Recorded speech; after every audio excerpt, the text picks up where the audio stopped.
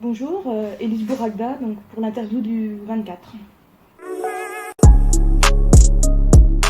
Je m'appelle Élise Bouragda, comme je viens de vous le dire. Je suis référente paralympique donc salariée du comité paralympique et sportif français, avec des missions donc, sur la région Bourgogne-Franche-Comté.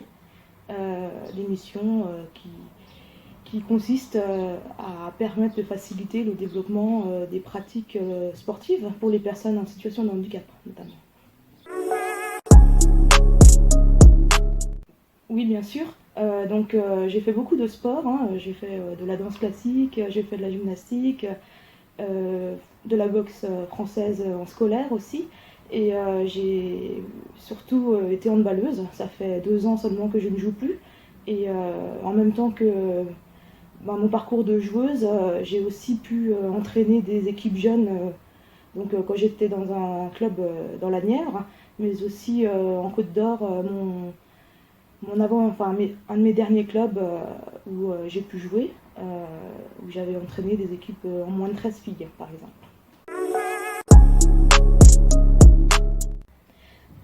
Déjà, ce qu'il faut savoir, c'est que le comité paralympique et sportif français, c'est le représentant du mouvement parasportif en France.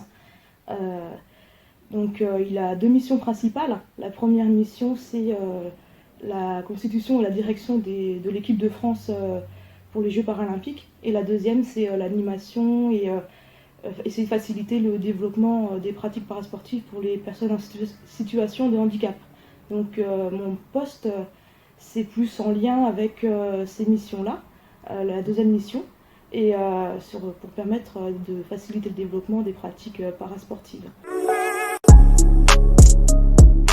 Donc après, plus en lien avec Paris 2024, il faut savoir que c'est un véritable élan positif pour nous, bien évidemment. C'est un tremplin qu'il faut se saisir. C'est important pour profiter de cet élan pour ensuite préparer l'après Paris 2024, puisque nous, l'idée, c'est que ça ne s'arrête pas à Paris 2024. C'est que derrière, on puisse continuer à profiter de ce qui sera hérité de Paris 2024 pour permettre à de plus en plus de personnes en situation de handicap d'accéder à la pratique sportive.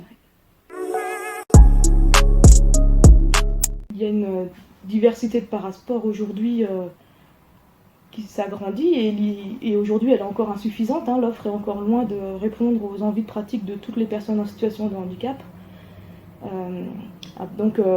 Aujourd'hui, pour répondre à ta question, en théorie tout club peut accueillir des pratiquants en situation de handicap. Après, forcément, il peut y avoir des craintes. Il y a des réseaux. Ne pas hésiter aussi à revenir, à me contacter ou prendre la tâche des ligues pour savoir comment faire pour pouvoir se structurer, peut-être se rassurer. Il y a des formations qui existent. Bien évidemment, donc moi je suis à fond de loin, mais je suis quand même à fond la préparation des Jeux paralympiques, par exemple actuellement de Tokyo et puis ensuite de Pékin pour les Jeux d'hiver. Après, comme je l'ai expliqué tout à l'heure, mes missions sont surtout sur le développement. Bien évidemment, il y a du lien avec le haut niveau on travaille en collaboration avec nos collègues qui, eux, sont plus sur l'accompagnement de l'équipe de France notamment pour aller aux Jeux. C'est une symbiose entre les différentes compétences du comité paralympique et sportif français pour permettre aux parasportifs de haut niveau de pouvoir ensuite accéder aux Jeux. La médaille d'or de l'équipe de France de handball masculine. Et un deuxième qui n'est pas forcément une victoire de médaille, mais par contre qui m'avait beaucoup marqué, c'était un nageur, je ne sais plus de quel pays, il me semble en Afrique, qui avait appris à nager 6 ou 8 mois avant les Jeux et qui s'était aligné donc, au départ de sa première course. Et il y avait eu un faux départ, donc ses concurrents, ses adversaires avaient été éliminés. Et il avait fini son 100 mètres c'était nage libre il me semble. Il avait galéré à le terminer, mais finalement, c'est aussi les joies des Jeux olympiques et paralympiques, d'avoir des surprises comme ça, et ça fait partie aussi de ces événements-là. forcément, je pense qu'il y en a. Après, dire leur nombre, ça, je ne peux pas vous dire à l'avance quel va être leur nombre. Mais j'espère qu'il y en aura le plus possible. Alors forcément, moi, je tiens à faire le maximum hein, pour la réussite des Jeux de Paris 2024. Donc après, je ne sais pas si je serai bénévole, enfin quel rôle je jouerai. En tout cas, dans mes fonctions au CPSF, j'aurai forcément de près ou de manière indirecte, comme je vous l'ai expliqué tout à l'heure, un lien. Et par mon travail acharné en région, il y aura forcément un impact sur les Jeux. Le handball, forcément. Je suis handballeuse de base et c'est un sport que j'affectionne particulièrement, même aussi à suivre aux Jeux Olympiques.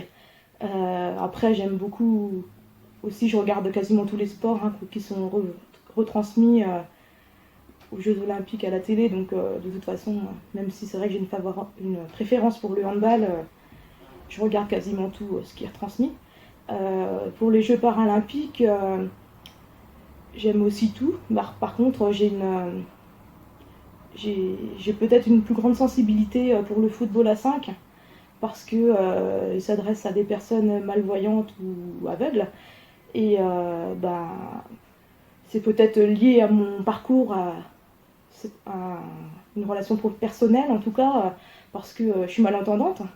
Et j'ai souvenir de quand j'étais étudiante à l'université, en STAPS, en activité physique adaptée, santé, et quand on faisait des séances de pratique en aveugle, on m'enlevait un deuxième sens, et au final c'était panique à bord, donc j'ai beaucoup de respect pour ces pratiquants, ces athlètes qui pratiquent sans rien voir et juste à l'audition, et en plus dans un sport collectif interpénétré où les uns et les autres évoluent sur le même terrain. Donc, et pour moi, ce serait une énorme complexité d'être à leur place, donc j'ai beaucoup de respect pour ces athlètes.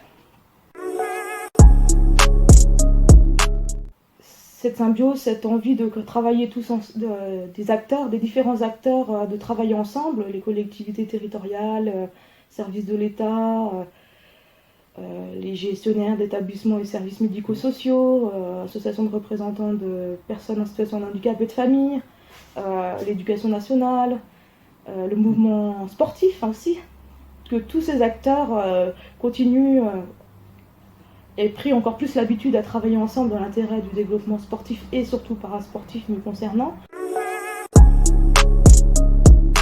Que ce soit l'un ou l'autre, ils méritent tous leur place. Les duos de candidats, donc ce sont des duos mixtes hein, qui se sont présentés pour être définis comme candidats pour être définis porte-drapeau, donc homme-femme à chaque fois. Il faut savoir que du côté du comité paralympique et sportif français, il a été fait le choix que ce soit le grand public qui élise le couple de porte-drapeau. Et donc je compte sur vous et sur tous ceux qui vont nous regarder, qui vont regarder cette vidéo pour pouvoir aller voter pour le couple de leur choix.